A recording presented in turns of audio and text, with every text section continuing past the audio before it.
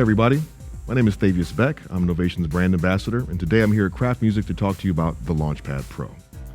For some great deals, check out the bundles at Craft Music. The Launchpad Pro is the flagship Launchpad controller from Novation. For those of you that may not be familiar with the previous Launchpads, they were designed to be plug and play with Ableton Live and give you control over all aspects of Ableton. Now, the Launchpad Pro definitely improves on the previous Launchpads because, for one, it's much more expressive, so when you're playing virtual instruments, you get a lot more control. You also have breakout cables for MIDI, so you can actually control external MIDI devices and use the Launchpad Pro standalone. That way you don't have to rely on a computer. This also gives you the flexibility of using the built-in modes with any other DAW that you like. So if you're not an Ableton Live user, you can still get some use out of the Launchpad Pro. Quite a bit, actually. So let's just kind of go over some of the features here. I'm using Ableton Live right now, and Ableton Live's default view is the session view. On the Launchpad Pro, there's several different mode buttons right here, and the default mode is the session mode. The session mode mirrors the session view in Ableton Live. So each vertical column here is representing the vertical tracks that I have here on my screen. All these tracks contain different clips in their clip slots. If it's a MIDI track, it'll have a MIDI clip with note data, velocity information. If it's an audio track, it'll have audio clips that may contain loops, vocal samples, things like that. So all of these clips can be launched directly from the Launchpad. I have my clips color-coded in Ableton Live, so I can easily tell what's what. And the Launchpad Pro has full RGB pads, so that way I can see the color of my clips reflected here on the display. You have an 8x8 grid of buttons, and in Ableton Live, there is a little red box here that encompasses 8 tracks going across and 8 clip slots going down. So I can move this box if I have more than 8 tracks, which I currently do, by using my arrow keys here. And as I move from left to right, whatever's inside of my box within Ableton Live shows up here on my display. So you can always keep track of where you're at and keep your sets organized, keep you focused on performing and not staring at your computer. So really quickly, I have a ton of different audio clips here, so I'm just going to launch a couple of these so you can kind of get the basic idea of the functionality.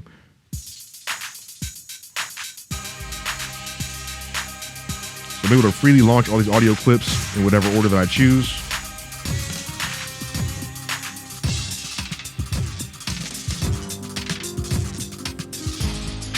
When I'm ready to stop my clips, I have a stop clip button here. The bottom row will let me stop any clips that are active, or I can hit one of these scene launch buttons to stop every single clip in my set. All right.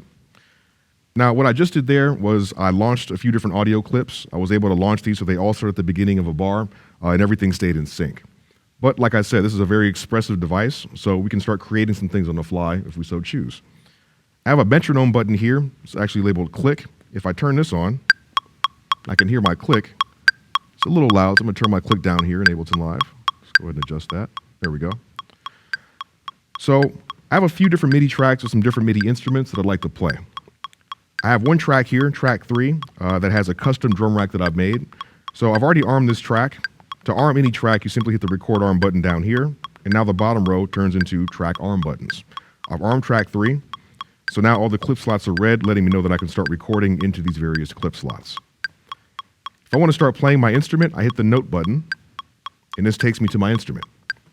I'll briefly turn off the metronome. Now, when you're controlling a drum rack in Ableton Live, you can see up to 64 sounds at once in your drum rack. The drum rack can hold up to 128 sounds, so if you want to see extra sounds, simply use your arrow keys to navigate throughout the drum rack. So I'm going to try and find some sounds here and just start creating a beat from scratch. The Launchpad Pro is velocity sensitive, so I can actually play in a much more expressive way, get more nuance to my performance. All right. So I like these 2 sounds. I want to try and record something with this. When I'm ready to record, I have a dedicated record button right here. When I hit this, it'll create a blank clip that starts at the beginning of the next bar. When I hit it again, it'll stop recording in that clip and instantly play it back and loop it. So that way I can capture my inspiration, capture the ideas, and I don't have to stop the transport when I want to add more things. So let's bring our metronome back in. And when I'm ready, I hit my record button and we'll start recording.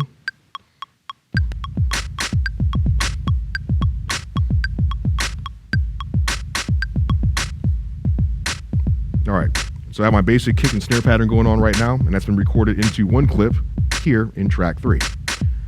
Now, if I want to overdub on top of this, I can simply hit record again and start adding more things on top of this clip. But what I like to do is record a basic idea into one clip, duplicate that clip, start adding more things so I can build this idea up, start creating something that'll sound more like a song eventually. So I have a button here that says duplicate. If I press this, it'll take that clip right here in Ableton Live, and it'll create another clip directly below it, just like that. And now I can start adding some more sounds into this clip here. So let's see, maybe a little complementary snare.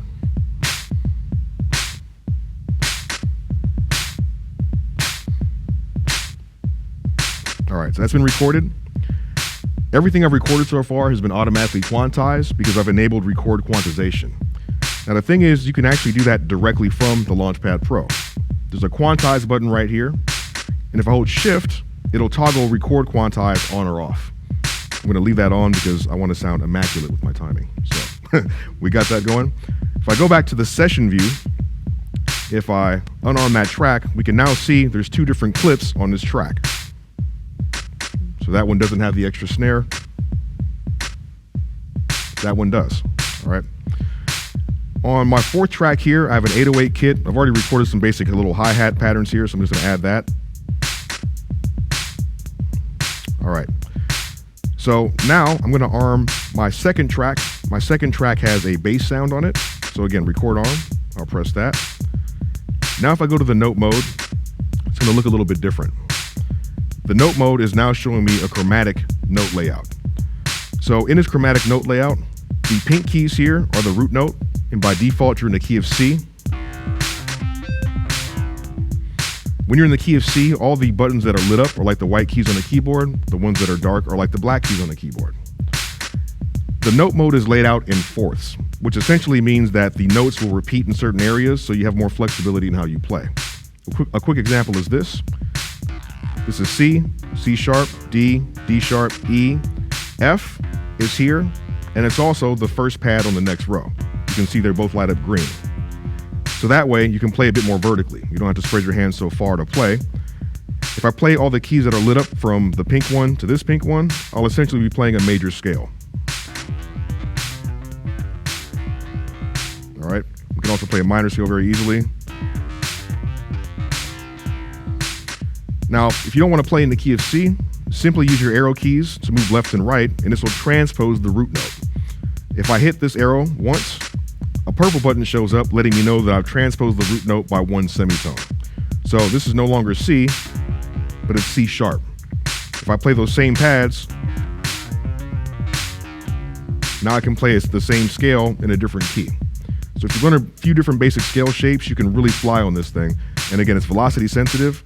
It also has aftertouch. So this allows me to press a pad and then pressing further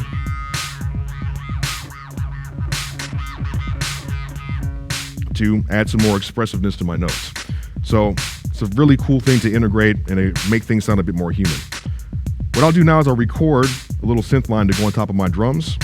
Works the same way. I hit record, start playing, it'll record into a clip.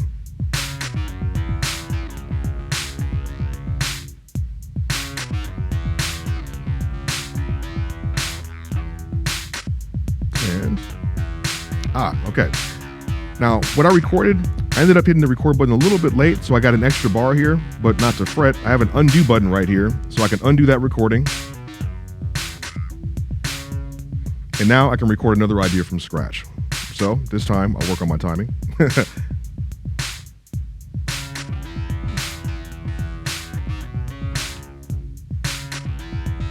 There we go. I actually like that pattern better anyway. So we've got that going. Go back to my session view. I'm gonna arm my first track, which has another melodic sound. This is a piano sound that I have. All right. Now, you can play as many notes as you have fingers, so you're not limited to playing this in a monophonic way. So I'll just lay down some chords really quickly.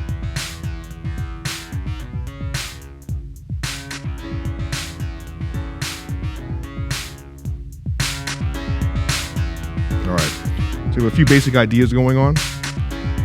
Now, as I said before, I've got some audio clips that are already in this session. So now that I've created a few different things, I can bring in some of my drum loops, flesh the idea out a bit more, okay? Now on the bottom row, we have buttons that are dedicated to certain mixer functions. For example, if I hit my solo button here, the bottom row will now let me solo any track that's here, and I still have the ability to launch other clips. So again, the mixer functions don't take you away from the session view.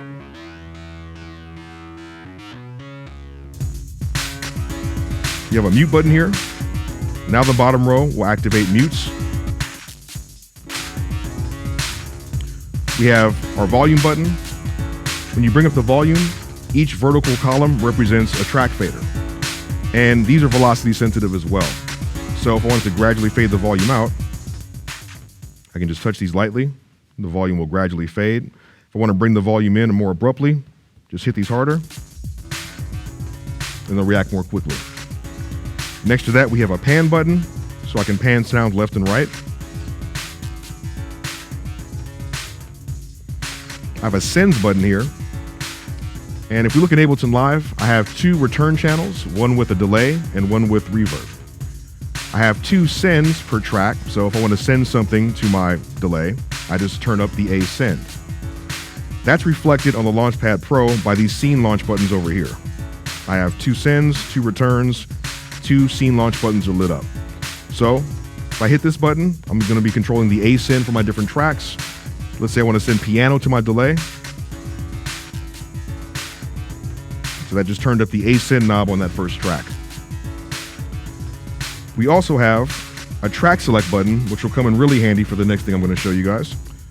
I'm going to select, first off, let's unarm our piano, and I'm going to select the track with our bass on it.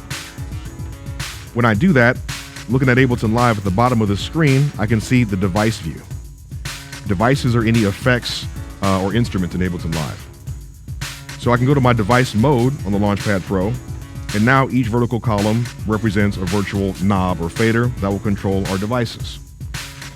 I can move my arrow keys to navigate to any device that's on this track, and then I'll be able to control it.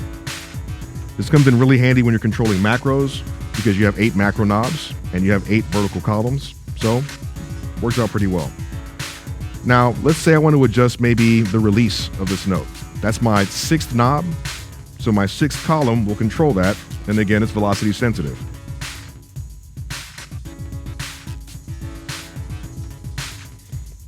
Now, all these movements that I'm making can be automated by simply recording these movements into the clip. Hit our record button, we change something, it's recorded in the clip.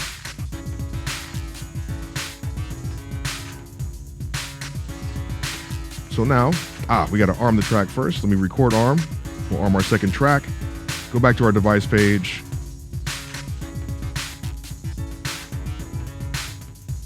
There we go. So now if we look at Ableton Live, we can see there's a red dot on this knob showing that we've recorded automation. If we look at the Launchpad Pro, we can see the value changes reflected directly on the device. We have another mode here called the user mode. This is essentially a blank slate for you to be able to program however you like. This is really nice if you want to create custom light shows, visual metronomes. You can send MIDI note data back to this page, and the velocity of the notes will change the color of the pads. Very fun, very, very cool stuff to do. So let me go back to my session page here, and I'm going to stop all of my clips. Now, you might notice that next to the Launchpad Pro, I have this lovely new unit, Circuit. It's a standalone groove box. There's a ton of functionality there, and if you want to learn more about it, you can check out the video that we did specifically on Circuit. But one thing I want to point out is that you might notice this playhead is running through these different steps on here. Circuit's connected via USB to my Audio Hub interface, so it's actually slaving to Ableton Live's clock. This means that I can use the Launchpad Pro to control certain aspects of Ableton Live and then add little sounds here and there with Circuit and just have them all working together. So a quick example of that, let me go ahead and launch my little bass line again.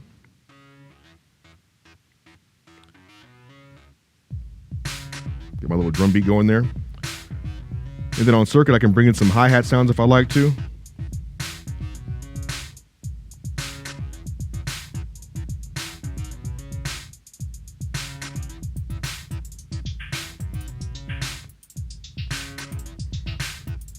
So again, just be able to flesh things out, incorporate Circuit with the Launchpad Pro, utilize the sounds here, utilize Ableton Live, and basically use the Launchpad Pro as the brains, the motherboard for everything else.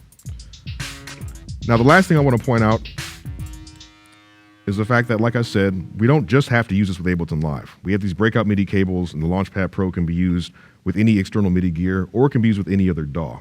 So how do you do that?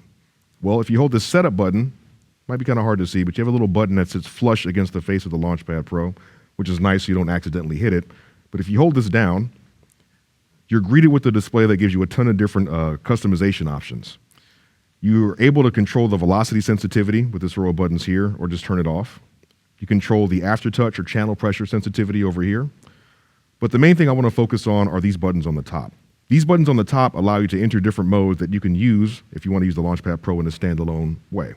For example, this green button right here is the default Ableton Live mode. If I hit this button next to it, this is going to bring me to the note mode. We can see the letters flashing across the screen. It's the same note mode that we used in Ableton Live, but again, this is not relying on a MIDI remote script. This is built into the Launchpad Pro, and this can be used in any other DAW or with any external MIDI gear that you like. Again, it's still velocity sensitive, you still have aftertouch, you can still shift the root note, so all that same functionality exists. If I hold setup again, the bottom two rows here allow me to choose exactly what MIDI channel that this particular mode is going to be assigned to. So we have 4 different modes that we can use with external MIDI gear, and each one can be routed to a different MIDI channel. This gives you the ability to control a lot of different gear directly from the Launchpad Pro. Right now I have this note mode set to MIDI channel 4. This next mode is a drum mode. It says drums. And when it shows up, it sends MIDI note data, and you have 4 different quadrants, so it's set up more like an MPC style drum machine. Hold setup again. This mode is called the fader mode. The fader mode is essentially the same as the device mode that we talked about before. You have 8 vertical columns that act as virtual faders or knobs that are all velocity sensitive. Last but not least, you have the programmer mode, which is basically the same as the user mode. It's a blank slate that you can use to map however you like, or again, if you want to do custom light feedback, or if you want to have the pads light up in response to incoming MIDI messages from a synth or a drum machine, you can easily do that with this page here. So a lot of functionality in a very small package. Right now, we're using this with the computer, so it's all bus powered. The lights are still nice and bright, very convenient if you're performing a lot and gigging in dark clubs. So the Launchpad Pro, in summation, plug and play with Ableton Live, but can also be used with any DAW of your choice or with external MIDI gear. If you use it with Ableton Live, you have direct control over the session view. You have velocity sensitivity, you have aftertouch, you have access to all the mixer functions with dedicated buttons, and you have access to different MIDI editing capabilities with the buttons over here. So great for live performance, but also really great for composition and production. So thank you for your time. Again, my name is Thavius Beck. I'm here at Craft Music on behalf of Novation, talking about the Launchpad Pro.